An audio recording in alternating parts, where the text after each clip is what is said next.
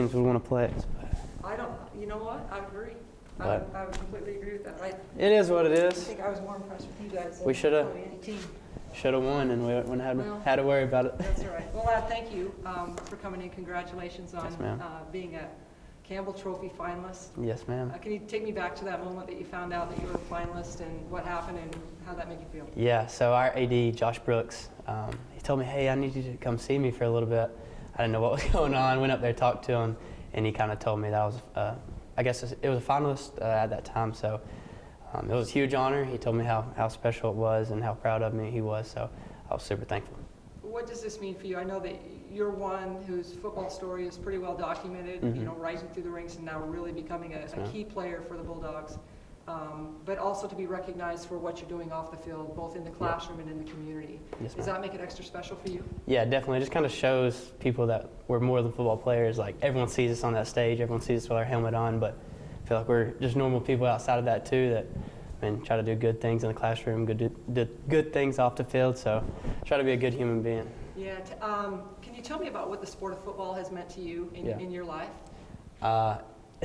It's done so much for me, and it's taken me further than I ever would have thought. So I guess I started playing flag football when I was 5, tackle football when I was 6, so it's kind of all I've known. Your hometown is Chatsworth, Georgia. Tell me about Chatsworth. There's not too much to do there. I feel like if you do something, someone's going to find out about it. Everyone knows everybody. But it was fun. It was fun growing up. I grew up with the same kids all the way through elementary school to high school. So one of the things I think that impresses me most is the recognition that you've gotten on the Good Works team. Can you tell me a little bit about what you've been doing in the community? Yeah. Really just kind of doing stuff like back home. Like I spoke at our first ever FCA event for Murray County. When I got to Athens, just kind of going, like 2 places we went this summer was me and a couple teammates went to Camp Sunshine and Camp Rainbow.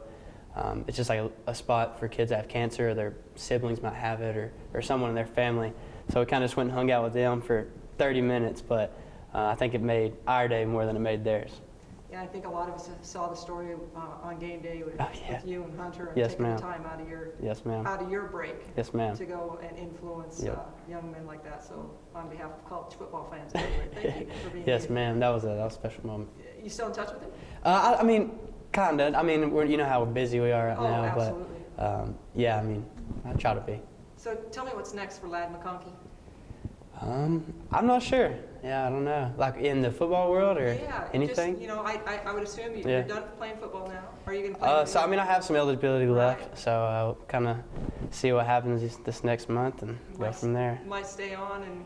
We'll see. I don't know. I haven't completely made a decision, but I would imagine the environment at Georgia is pretty special and pretty hard to leave. No doubt. That's a special place, especially when you walk into Sanford on game day and 90,000 going crazy. So super thankful for that place. Tell me about the culture that has developed at the University of Georgia. Obviously, down year this year with the way it finished. Certainly not a down year from the way you guys played the entire year. Yep. But just looking back at the last 3 years, how Georgia football has ascended to be that dominant force.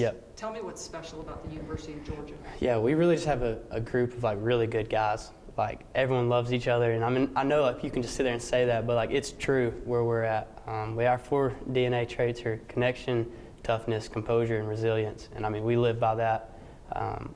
Everybody leans on one another, and we just play for one another, and I feel like it shows up on the field. Looking at the other Campbell Trophy finalists that you've seen, not just the ones that are here this year, but looking back in history, some of the guys that have won this award. Is it gonna hit home tomorrow night, you think, about 7 o'clock when you're up on that stage getting recognized that you're a part of that fraternity? Yeah, it's huge. This is I feel like some premier college athletes have been through this. This is a huge honor. So I really just take full advantage of it and appreciate what all I have. All right, thanks, Lad. Yes, ma'am. Thank you. Best